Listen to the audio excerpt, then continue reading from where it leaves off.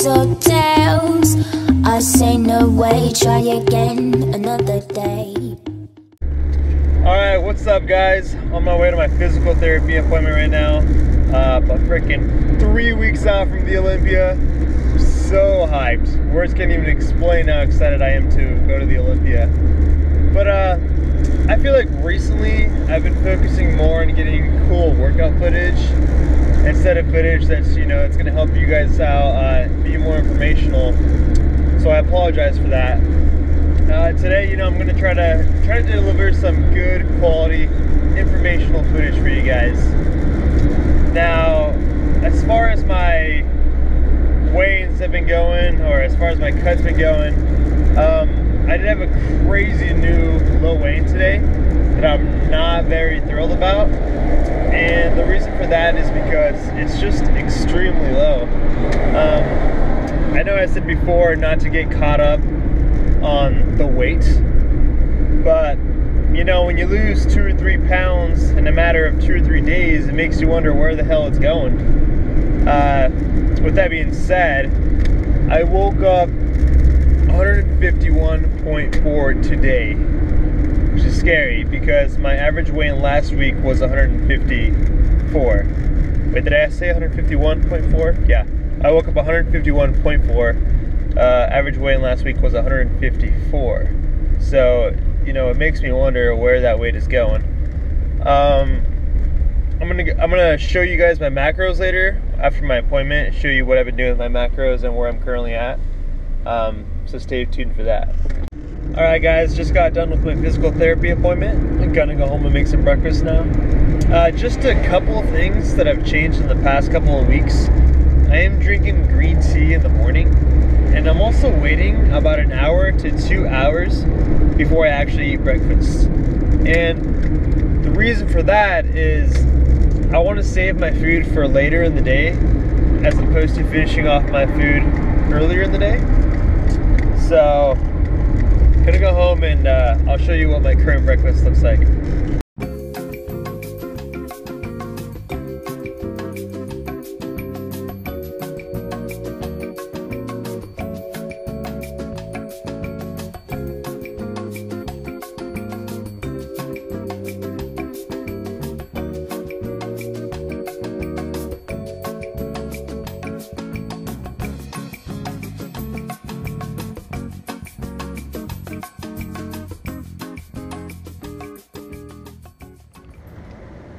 Guys, you're gonna have to forgive me for not showing you the end result of that amazing breakfast. Believe it or not, my GoPro actually froze, and I wasn't gonna wait around for it to unfreeze to eat my breakfast because I was freaking starving. But just chilling out here, my backyard, aka the jungle. Let's see, just watching some Christian Guzman and working on Summer Shredding episode 8 right now. But I actually wanted to do a quick recap of my macros, so show you guys what I started with, what it's currently at, and the process of getting there. So, my little handy dandy notebook right here. If we take a look here, started off week 1 with 65 fat, 325 carb, 230 protein, right? And my average weigh-in for week 1 was 158 pounds. So the following week, dropped it to 60, 300, 230. And then the same for week 3. And then on week 4, I dropped my carbs, kept my fat the same. So 60, 275, 230. Then at week 5, we have the same macros, just gradually dropping weight. You see at this point, I'm around 155.7. That's my average weigh-in right there. For week 6, I'm looking at the same macros, 60, 275, 230. Just made a note there because my diet was not on point that day, but no matter. My weight did fluctuate a lot this week, and I think it's because of the foods that I was eating while I was visiting Seattle. Then I dropped my macros once again, 55, 250, 230 protein. and then I started doing double refeeds. So on these days, I'm actually going up to 400 grams of carbs, keeping my fats the same, and my protein is going to be around 180 on these refeed days. Week 8, we're looking at 55, 250, 230. Average weigh-in of 155. And then week 9, we're looking at 55, 250, and 230. So if you notice, my macros haven't actually changed that much.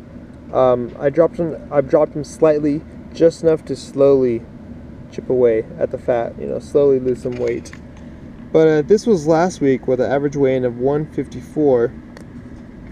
And then this week, as you can see, I dropped it from 55 and 250 to 230. And I raised my protein. And my weight, for some reason, has been dropping a lot quicker than usual. I'm at 153, 152, 151, and then once again today I woke up at 151.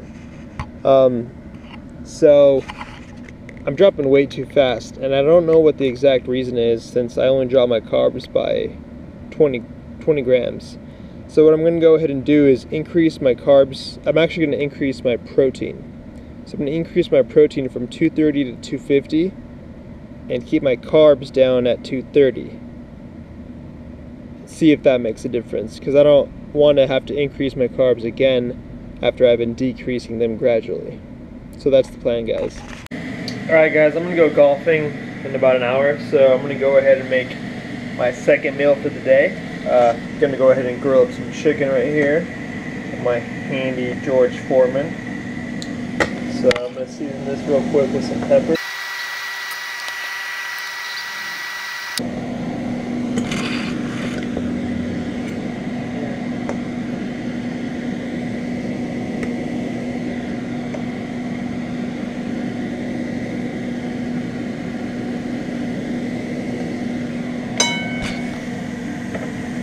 I weighed out 1 serving of this couscous, so I'm going to go ahead and throw it in here.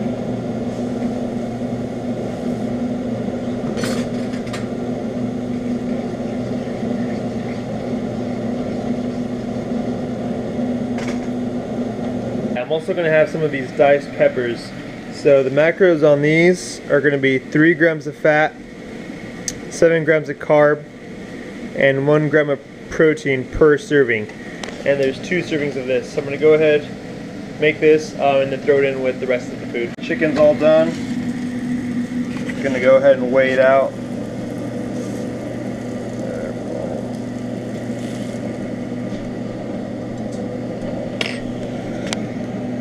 Alright, so 8.5 ounces. I'm going to go ahead and cut up about 5 ounces and then throw it in with the veggie and the couscous. Went ahead and added 5 ounces of chicken to this. Now I'm going to go ahead and input it in my diary. Go here. 5 ounces of chicken. Added some oil in there, the couscous, and then the diced up peppers. Add that in there. Then look at my total macros for the day so far. So we're looking at 153 carb, 27 grams of fat, and 114 grams of protein.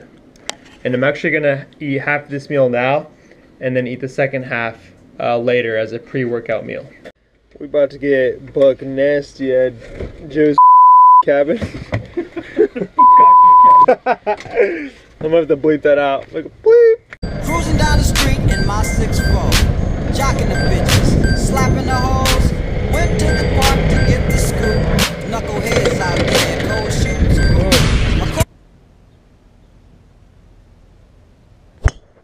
Oh! Damn, man. It is not my day. Is it?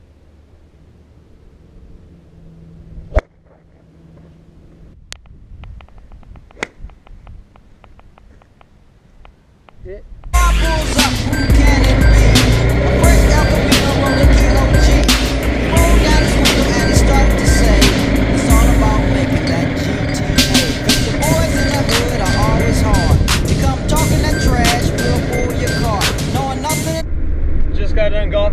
boys, and oh man, I'm so bad. At one point I hit the ball and it went backwards and it almost hit my buddy. It's alright, it's a learning process. But anyways, going home, gonna finish that pre-workout meal. Gonna hit some arms and shoulders in about an hour with David. We're gonna do the Kris, Gethin, Steve Cook shoulder workout. So things are about to be interesting again. Stay tuned. Alright guys, just got done warming up. About to hit this first part of the workout. So we're gonna start off with a superset. We're gonna do 2 sets, 30 reps and then 25 reps. So we're gonna do incline dumbbell front raise, followed by incline reverse flies. Alright, what's up guys? Summer shredding, episode 8? That's right, episode 8. Doing some commentary today. Feels kind of boring to me. It's been a while since I've done some commentary, but you know, I like to switch things up. I want to change the style of the videos so I'm not always doing the exact same thing. But as I said before, I got this workout from Kris, Gethin, and Steve Cook. So if you want to check out the original video, I'll post the link in the description. You can check that out. It's pretty freaking intense. But like I said, we started out with incline front raises. And you want to remember to switch your body positions when you're doing any type of exercise. So don't always have your body position the same. You want to switch it up. You want to decline, incline, you know, just depending on the workout that you're doing. Seated versus standing up, you know. All these different positions are going to hit your muscles differently. So it's good for hitting the muscle in various ways, obviously. So here we're doing some rear delt flies, or reverse flies as most people call them. One thing to remember about these is that the rear delt is a small muscle, so it doesn't take a lot of weight to actually get it activated, to get it going. Now I see a lot of people at the gym when they're doing, you know, some type of rear delt workout, they try to just huck a bunch of weight. And I'm not saying that, you know, my way is better, but you're able to get the same results by using less weight and focusing more on the muscle. Since the muscle is small, you really got to concentrate with this muscle. But I mean, when you focus on the muscle, on contraction, and make sure that you're actually activating it, you don't need to use a lot of weight. You know, it's one of those things where you focus, you drop the ego, drop the weight, and get the form down, and it's going to give you results. Just to give you guys a heads up, this will be a longer video. We're actually recording our entire sets. However, I will commentate over some of the clips and then let you watch some of the raw clips. But another thing about this front dumbbell or front raises is that when you come up, you actually want to bring the dumbbells close together, as close as you can get. That's going to actually help engage the anterior delts more. So not only bring them up, but bring them up and then have them almost touch. But don't hit the weights, because if you hit the weights, it's going to take the tension off your shoulders. And here we have David doing some reverse flies. So everyone's different, but it's all about finding your sweet spot. So some people have their elbows closer in together, some people flare their elbows out. It's just a matter of finding your sweet spot and where you're going to feel the rear delt being engaged the most.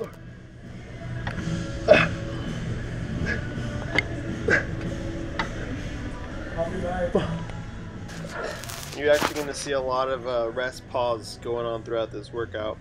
So basically what that means is exactly what it sounds like. You pause and then take a rest from about 3 to 5 seconds, and then continue going until you finish your set. This workout had crazy amounts of volume.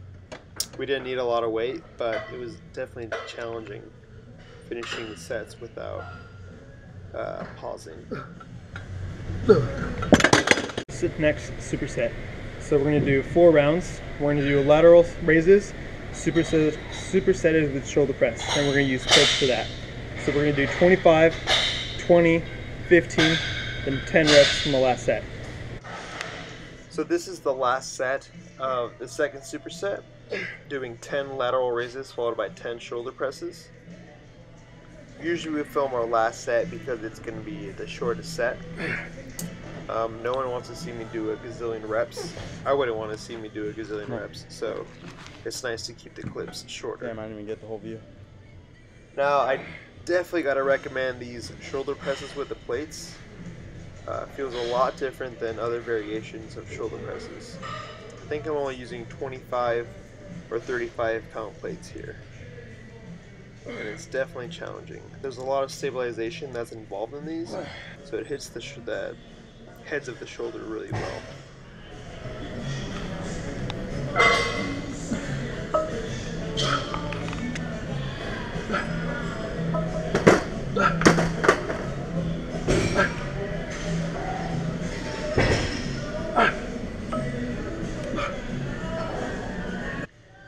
So a few other variations you can try for shoulder presses is using kettlebells. You can hold them upright, or you can hold the kettlebell upside down.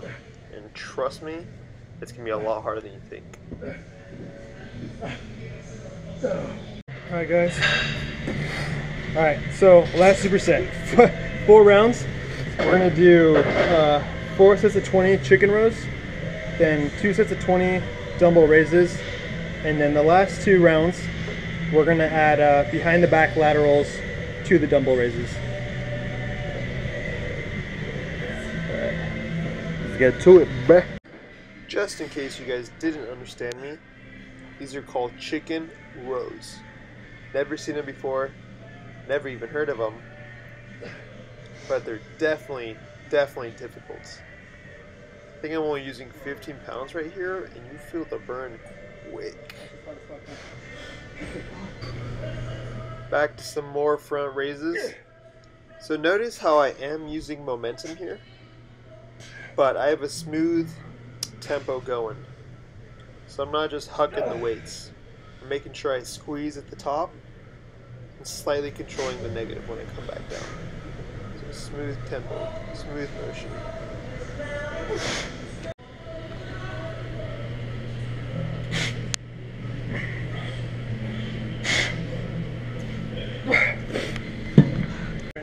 Alright. Oh, let's fucking get the fucking grainies.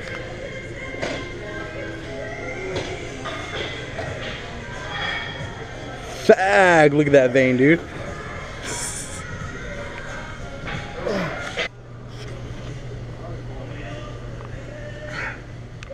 If you have longer arms, this is definitely going to be a more challenging workout for you. I have these little T-Rex arms, so my range of motion is a lot shorter than David's. So, feel bad for the guy, but it's alright, he'll live. So you want to make sure that you pick a weight where it's going to be a struggle to get to 20 reps. If you can get to 20 reps without stopping, then you need to increase the weight. Too easy. Now, if you remember earlier, I was talking about body position and how it can be beneficial to switch it up every now and then. Well, the same thing applies about hand grip and hand position. Now, if you notice here, David has his hand in a pronated position the entire time. So pronation is when your palms are facing downward. This is going to be a lot more difficult than what I was doing. My hands were pronated at the top of the exercise, but when I was coming down to the bottom, they were in a neutral position, and then I would go back up to a pronated position.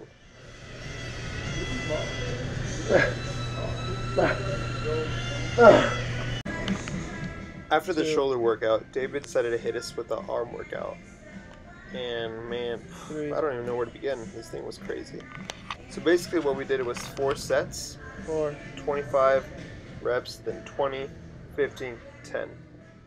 So for the first half of one set, we would do a 3-second negative and a 2-second hold. And then for the second half of that same set, we would finish off the rest of the reps. 2, So pay close attention to our tempo, and you'll 3, get what I mean. 4, 5, come on, 6, 7, 8, come on, 9, 10. So for this next exercise, we're just doing tons of volume. I think we did 5 sets, 50 reps, 40, 30, 20, then 10. Basically all we're doing here is just chasing the pump. Just trying to fill our muscle with blood. Just trying to pump a bunch of blood in there and get a gnarly pump going. But check out the freaking vascularity right here. I swear every time I see like my veins and how vascular I get, it shocks me. I'm just not used to it. 10 more, dude. I mean, this is the leanest I've ever been, so 1, so it still surprises me. 3, 4, 5, 6, 7, 8, 9, 10. There we go. Basically, this guy has us doing 50, 40, 30, 20, and 10.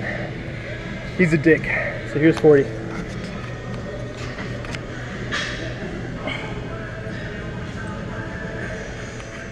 Frickin' David making this look easy. So I would highly suggest doing other people's workouts. And the reason for that is because it's going to throw you off. I mean, you're not going to get used to it. It's going to kick your ass, but it's going to feel good. Personally, for me, I feel like my bicep workouts suck. So whenever I do his, they freaking hurt, to be honest. But it's a good kind of pain, so I can't complain.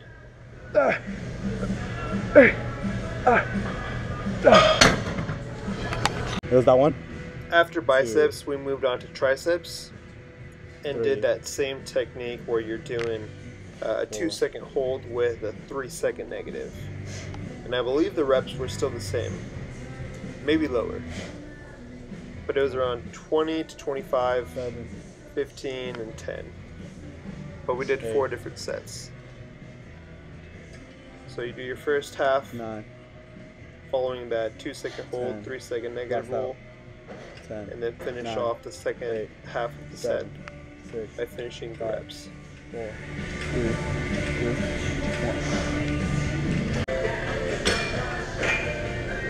2, 1. 2, 3, 4, 5, 6, 7, 8, 9, 10.